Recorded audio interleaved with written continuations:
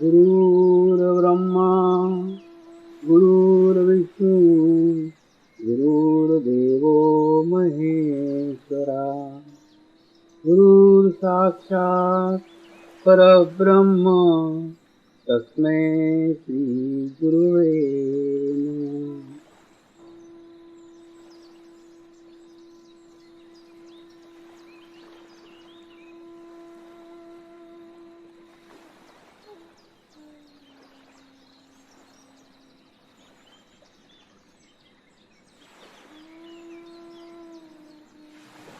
मेरे साथ ध्यान की शुरुआत करेंगे।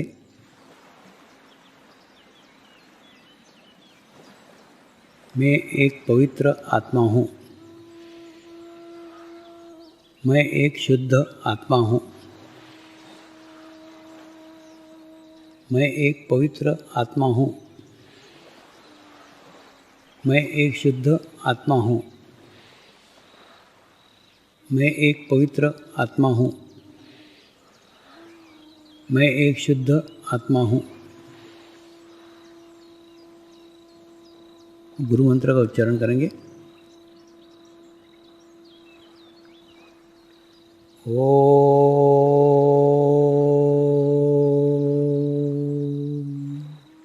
श्री शिवकृपानंद स्वामी नमो नमः। ओम श्री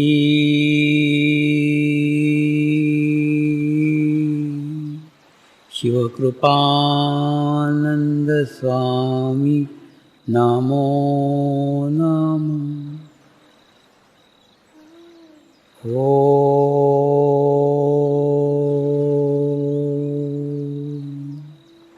श्री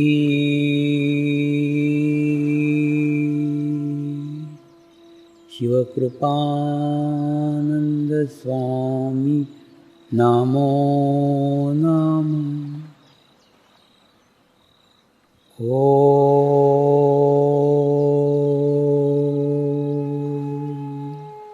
श्री शिवकृपानंद स्वामी नमो नमः। ओम श्री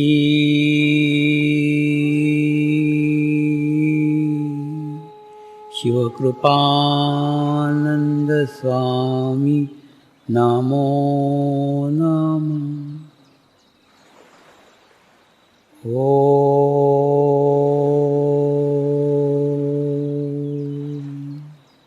श्री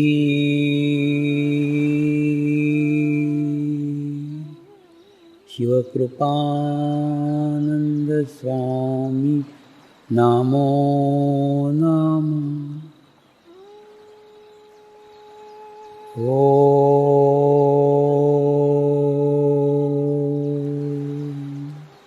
श्री शिवकृपानंद स्वामी नमो नमः। ओम श्री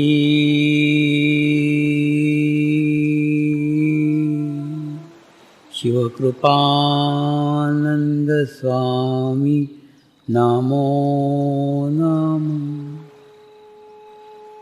ओम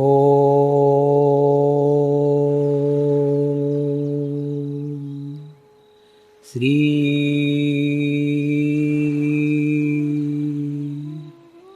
शिवकृपानंद स्वामी नमो नमः। जो सालों ध्यान करके मेडिटेशंस करके उन्होंने प्राप्त की थी, वो सभी ऊर्जा, सभी एनर्जी अनायासी मुझे प्राप्त हो गई। क्यों? क्योंकि मैं उनके आत्मा के साथ कनेक्ट हो गया। देखिए, साइंस के लैब में जैसे एक ट्यूब रहती है कि नहीं, यू ट्यूब रहती है, उसको बोलते हैं कांच की एक नली। हाँ, वो कांच की नली में अगर 100 ml पानी डालो तो 50 ml पानी इधर चला जाता है। ठीक उसी प्रकार से शिष्य की आत्मा का गुरु के आत्मा के साथ जब समरसता स्थापित हो जाए, तो समरसता स्थापित होने के बाद गुरु के पास जो कुछ रहता है वो सब ज्ञान, सब नॉलेज हमको अनायास ही प्राप्त हो जाता है। वो देता नहीं है, हम लेते नहीं हैं। ये ऑटोमेटिक होता है, लेकिन उसके लिए हमको समरसता स्थापित होने की आवश्यकता है, और समरस होने के बाद में सब हमको ऑटोमेटिकली प्राप्त हो जाता है। तो गुरु तत्व वो चैतन्य शक्ति है जो परमात्मा की शक्ति है, और वो शक्ति हमारे गुरु के शरीर के माध्यम से बहती है। और दूसरा, मैं भी मेरे जीवन काल में प्रयास करते रहता हूँ, प्रयत्न करते रहता हूँ कि जो स्थिति मुझे प्राप्त हुई वो स्थिति प्रत्येक साधक को मिले, और उसके लिए अलग अलग प्रकार बताते रहता हूँ। तो अभी मैंने महसूस किया कि जैसे भक्ति करना, भक्ति ना, जो पूजा पाठ कर्मकांड करते हैं ये भक्ति का ही प्रकार है, लेकिन कर्मकांड माध्यम है उसके ऊपर एकाग्रता करने का, अपने मुख्य स्थान के ऊपर, मुख्य देवता के ऊपर एकाग्र करने का माध्यम कर्मकांड है।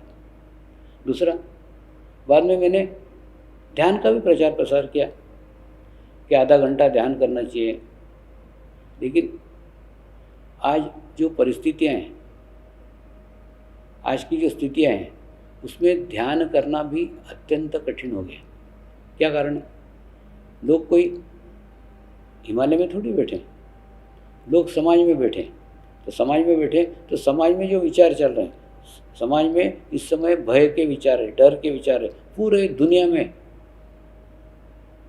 मृत्यु के विचार है, सब ये मर गया, वो मर गया, वो माने सब क्या बोलते हैं ना, भयभीत विचार है। तो सारे जाकर के तुम ध्यान भी करोगे तो हृदय चक्र के आके अटक जाओगे। ऐसी स्थिति में ध्यान करना भी कठिन है ना, ध्यान करना भी मुश्किल है। तो जैसी परिस्थितियाँ रहती है वैसे चेंज होते रहता है। और दूसरा एक ध्यान रखना, गुरु कोई तालाब नहीं है, गुरु बहती नदी है, बहता प्रवाह है। वो प्रवाह अभी अलग है, बाद में अलग है, चेंजेज होते रहेंगे, समय के अनुसार उसके चेंज होते रहेगा, बदलाव होते रहेगा, क्योंकि वो जीवंत है। तो ठीक वैसा ही मेरे अंदर भी बदलाव आया, मेरे अंदर भी चेंज आया। तो मुझे ऐसा लगा कोई आसान मार्ग, कोई आसान तरीका साधकों को बताया जाए जिससे उनकी आध्यात्मिक प्रगति हो। ध्यान से भी आसान मार्ग, ध्यान से भी सरल मार्ग एक है, लेकिन वो जितने प्रतिशत करेंगे उतने प्रतिशत रिजल्ट आएगा। ध्यान तो आधा घंटा करना पड़ता है, लेकिन ध्यान के लिए भी आधा घंटा टाइम देना पड़ता है ना। और दूसरा, करने बैठे तो ये होना चाहिए ना, बैठते हैं साधक, होता नहीं है। उससे आसान मार्ग है प्रेम करो। देखिए, एक आत्मा से एक आत्मा को जुड़ने का सबसे सरल मार्ग, सबसे आसान मार्ग प्रेम है। प्रेम आत्मा का खूब मुख्य लक्षण है, मुख्य तत्व है। तो अगर आप प्रेम करते हैं तो आप उस आत्मभाव में जाते हैं, और आत्मा के उस माध्यम से आप दूसरे आत्मा के साथ जुड़ सकते हैं। प्रेम निस्वार्थ होना चाहिए, उसके अंदर आपकी कोई अपेक्षा नहीं होनी चाहिए। और दूसरा, संपूर्ण विश्वास के साथ प्रेम करना चाहिए, यानी अपना काम हुआ तो प्रेम कर रहे हैं, नहीं हुआ तो नहीं कर रहे हैं, ऐसा नहीं। अपेक्षा रहित प्रेम होना चाहिए, निस्वार्थ भाव से प्रेम होना चाहिए। मैं जो प्रेम की बात कर रहा हूँ, जैसे नरसिंह मेहता ने प्रेम किया, मीराबाई ने प्रेम किया, ये भक्ति से भी और ऊपर का स्थिति है। प्रेम पूर्ण संपूर्ण भाव से प्रेम। तो प्रेम एक ऐसा तत्व है जो आत्मा का शुद्ध भाव है।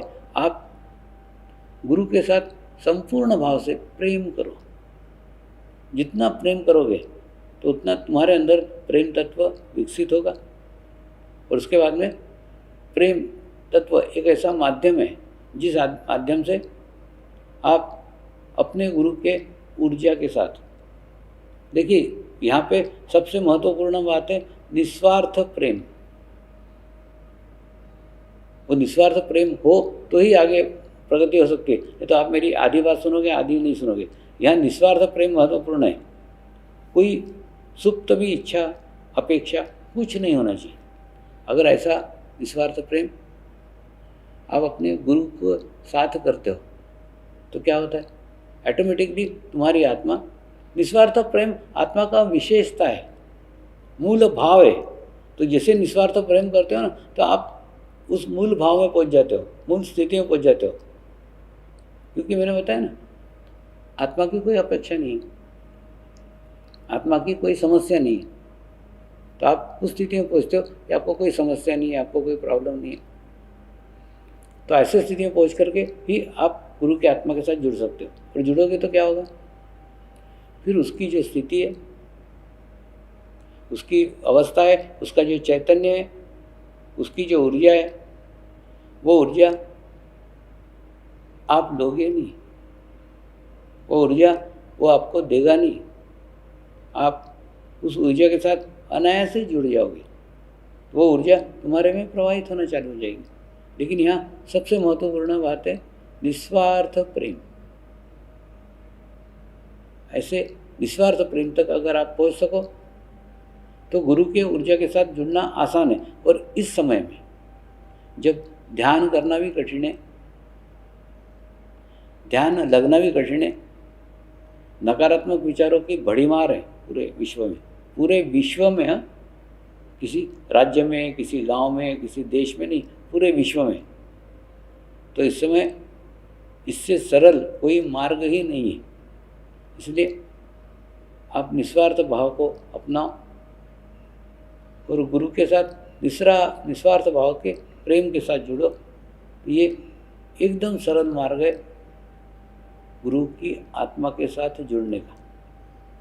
रही बात सानिध्य की, तो सानिध्य मुझे भी कहाँ मिला है, कुछ चंद दिन सानिध्य मिला है, लेकिन उसके बावजूद भी कभी ऐसा महसूस नहीं होता कि मैं उनके सानिध्य में नहीं हूँ।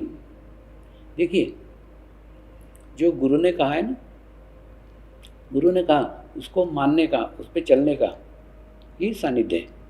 तो गुरु कार्य एक ऐसा माध्यम है जिस माध्यम से, गुरु कार्य हम शरीर से करते रहते हैं, गुरु कार्य एक माध्यम है जो शरीर से किया जाता है और शरीर से हो सकता है।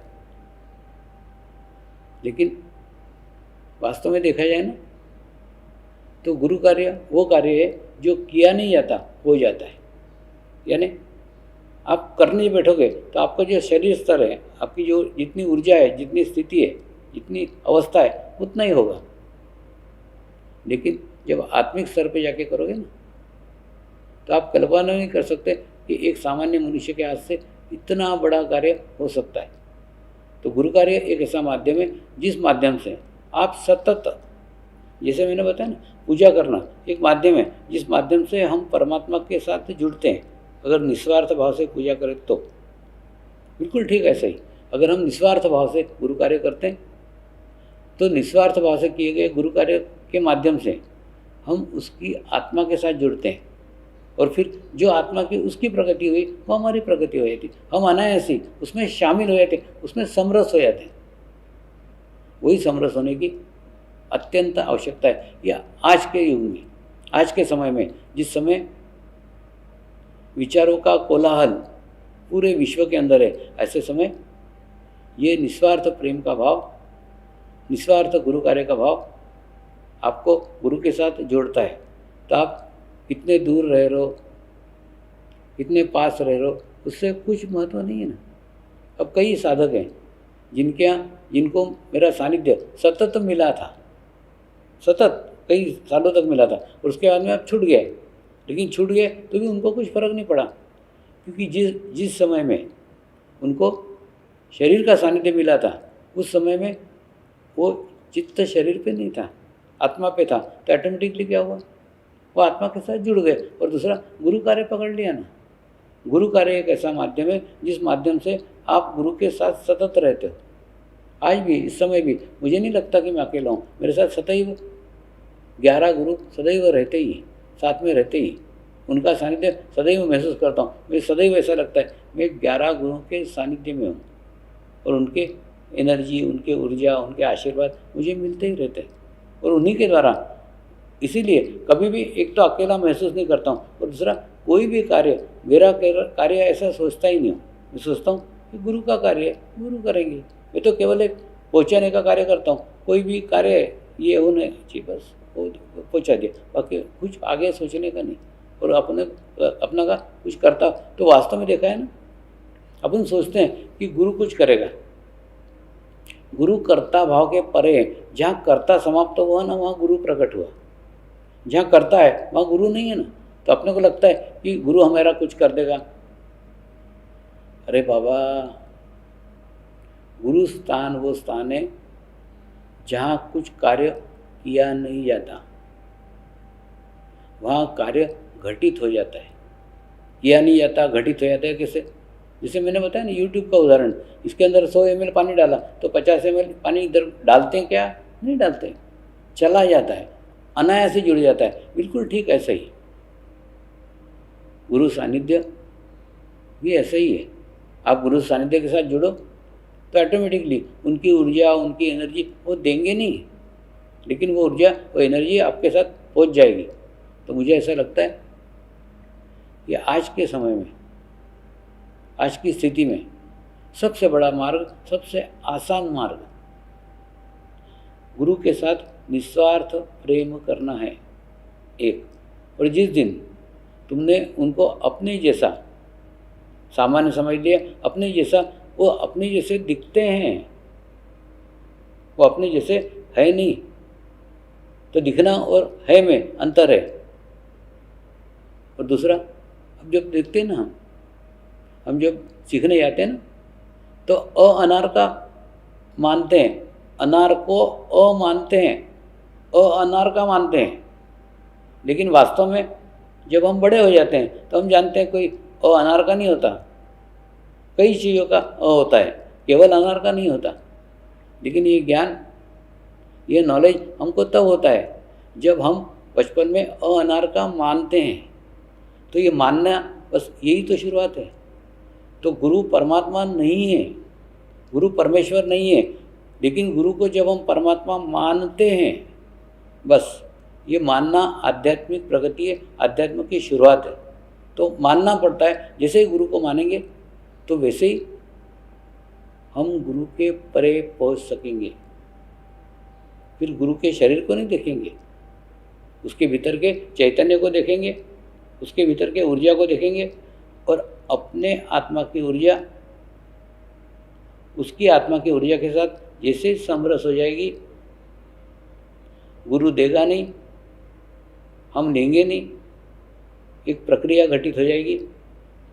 गुरु की ऊर्जा धीरे धीरे धीरे धीरे हमें प्राप्त हो जाएगी।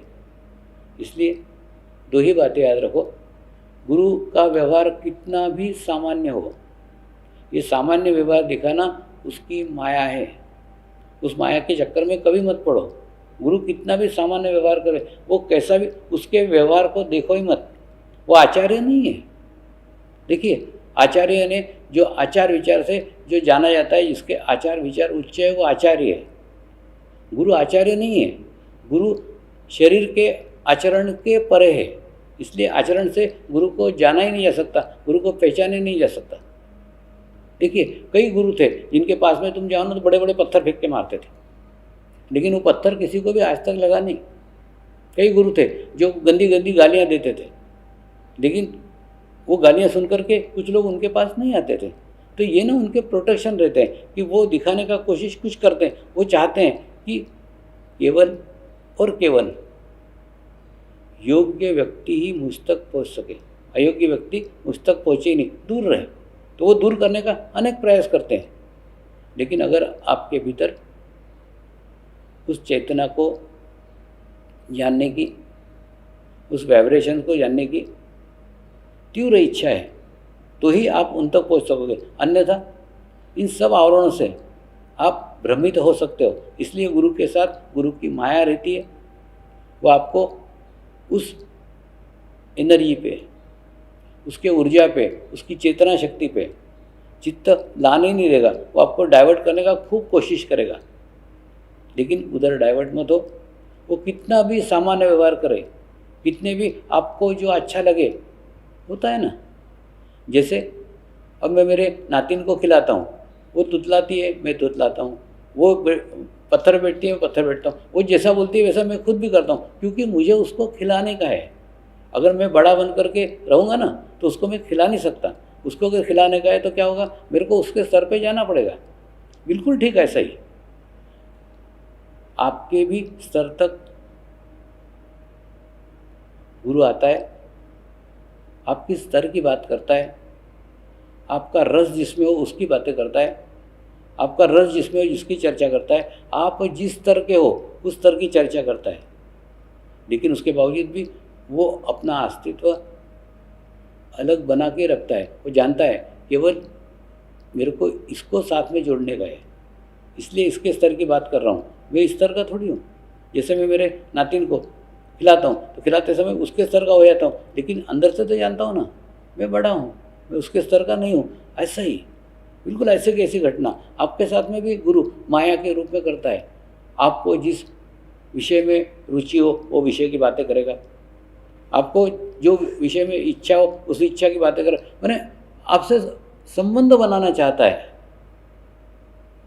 आपको सानिध्य देना चाहता है, आपको सानिध्य में रखना चाहता है।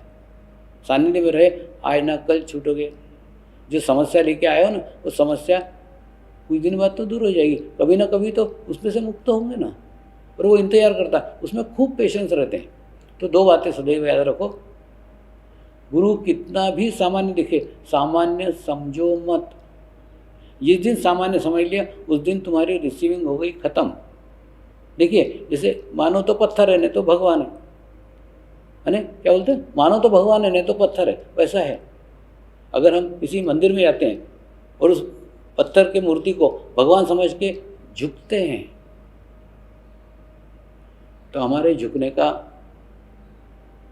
हमारे खाली होने का वो निमित्त हो जाता है, और उसके बाद में हम रिक्त हो जाते हैं, हमको अच्छा लगता है। लेकिन अगर हम उसको पत्थर समझेंगे तो वो स्थान हमारे लिए कोई उपयोगी नहीं रहेगा। तो उसी प्रकार से अगर शिव बाबा को मैंने सामान्य व्यक्ति माना होता तो आज आध्यात्मिक प्रगति नहीं हो सकती थी, क्योंकि दिखने को तो वो सामान्य ही थे। और दूसरा एक देखो ना, गुरु कोई एक व्यक्ति नहीं है। गुरु को व्यक्ति समझना ये हमारी दूसरी भूल है। व्यक्ति नहीं है गुरु, ऊर्जा परमात्मा का आज का वर्तमान का माध्यम है। अब ध्यान से सुनो, गुरु परमात्मा के ऊर्जा का वर्तमान का माध्यम है। ये माध्यम कल भी था, ये माध्यम आज भी है, और ये माध्यम कल भी रहेगा। लेकिन अगर हम वर्तमान में हैं, अगर हम ध्यान करते हैं तो हम प्रेजेंट में रहेंगे। देखिए ध्यान करना है नहीं क्या, वर्तमान में रहना। लेकिन सर्वसामान्य मनुष्य वर्तमान में नहीं जीता है और वो भूतकाल में जीता है, और भूतकाल के कारण उसको भूतकाल के ही भगवान मालूम है। परमेश्वर के जो रूप होके गए हैं वही उसको मालूम है। क्यों? क्योंकि वो वर्तमान में नहीं है, तो वो भूतकाल के रूपों के कारण वो उन्हीं से जुड़ा रहता है, लेकिन वर्तमान के रूप को कभी खोजने का कोशिश ही नहीं करता। और ये चीज़ मुझे तो बचपन में समझ में आ गई थी। मैंने नानी को कहा था, नानी मुझे वर्तमान का भगवान खोजने का है, आज का भगवान खोजने का है, और आज का भगवान जिस दिन मुझे मिलेगा उस परमात्मा को, उस परमेश्वर को मैं सब में बांटूंगा, सबको उसका परिचय करूंगा। तो दूसरा, उसके लिए जितने कर्मकांड बोले सब कर्मकांड किए, लेकिन कोई कर्मकांड से परमात्मा मिला ये समाधान कभी नहीं मिला। और उसके बाद में जब ना मनुष्य के प्रयत्न समाप्त हो जाते हैं तो प्रार्थना का जन्म होता है। तो मेरे जीवन का अनुभव है, प्रयत्न से परमात्मा कभी भी नहीं मिल सकता, कभी भी प्रयत्न से, प्रयास से कभी भी परमात्मा नहीं मिल सकता। फिर क्या होता है, जब मनुष्य के प्रयत्न समाप्त हो जाते हैं ना, फिर प्रार्थना का जन्म होता है। और प्रार्थना दो काम करती है, एक तो हमारे शरीर के अहंकार को कम करती है, मुझसे नहीं हो सकता, मैं नहीं कर सकता, ये महसूस हो जाती है। और उसके बाद में परमात्मा हमको हमसे भी उच्च कक्षा की ऊर्जा के साथ जोड़ती है। तो जब मैंने प्रार्थनाएं करना चालू की तो क्या हुआ, प्रार्थना करने के बाद में तब कहीं मेरे जीवन में साक्षात परमात्मा आया, जीवंत परमात्मा आया, वर्तमान का परमात्मा आया।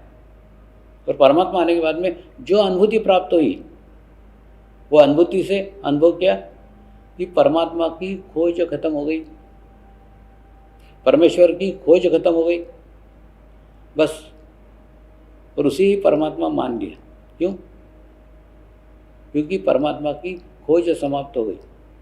देखिए, जब तक आप गुरु को परमात्मा नहीं मानते, तब तक आप उसकी आत्मा के साथ नहीं जुड़ सकते।